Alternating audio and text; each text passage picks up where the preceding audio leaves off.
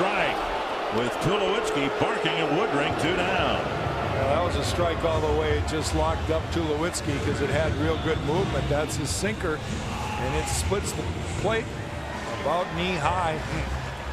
That's a very good pitch right there. 2 down, and now Donaldson. And the meeting on the mound here, Blue, Fryer, and Duffey.